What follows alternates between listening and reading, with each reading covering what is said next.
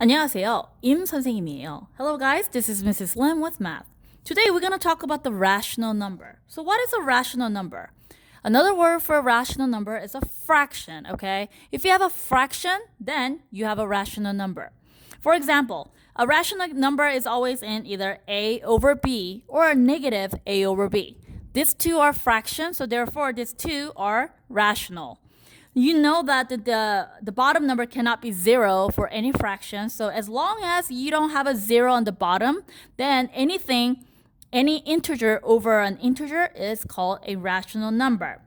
All right, so let's look at some of the examples of a rational number. We know that 1 over 2 is a rational number. Well, but what about 0.5? Is this a rational number? Yes, 0.5 can be written as 1 over 2. So therefore, 0.5 is also a rational number. Then what about just number 2? Well, number 2 is a whole number, right? So it's a whole number is an integer. However, we know that 2 is also 2 over 1. Therefore, this is also a rational number. But just in general, when we say a rational number, it's actually a fraction. So let's look at this number line here.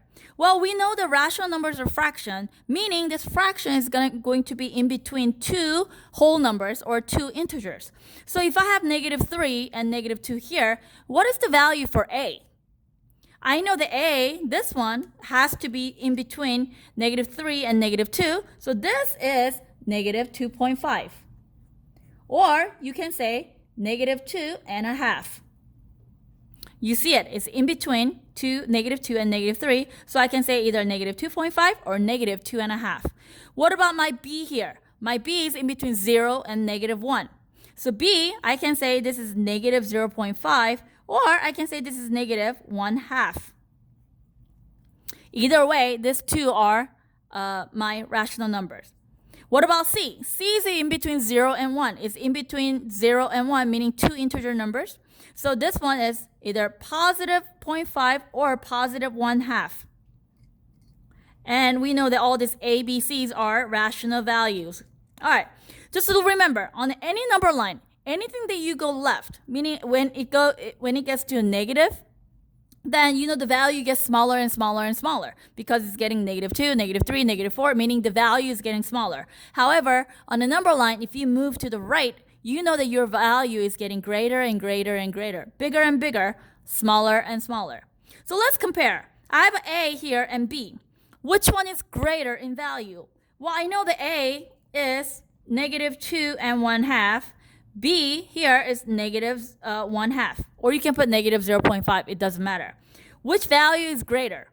Well, just by looking at the number, I know that 2.5 is greater. However, look at the sign. You have a negative number, and it's bigger here than here. Therefore, we say A is smaller than B. A is less than B. How about B here? If the B is here and A is here, we know that B is negative 0.5. A is negative 2.5. Which one is less in value? Remember, because these are negative, anything that goes on the left side, we know that it gets smaller and smaller and smaller. So I know that 0.5 is greater than negative 2.5. So we say B is greater than A. A is less than B, or B is greater than A. What about C and B? C is here, meaning the more you move to the right, the greater the value is. So look at this. C, I have 0.5. B is negative 0.5. Oh, these are the opposites, right? However, which is greater? Positive is always greater than a negative. So you can say C is greater than B, or 0.5 is greater than negative 0.5. What if you have two values that are exactly the same? For example, B and B. Well, we know that B is always equal to B, meaning they're the same. So today we just went over the rational number. Again, rational number is just a fraction. Any integer over an integer. You cannot have a 0 on the bottom. When you do, then it's not a rational number anymore. But when you have an integer on top and an integer on the bottom, then you have a fraction, which is also called a rational number. For any number line, okay? For any value, if you move to the left side, then you have a negative value, okay? If you move to the left, the value gets smaller and smaller and smaller. But if you move to the right, the value gets greater and greater and greater. Therefore, we compare A, B, and C. And these are the results. Make sure you know what a rational number is. Make sure you know where the value goes on the number line. And make sure you know which is greater than which and which is less than which. All right. Good luck.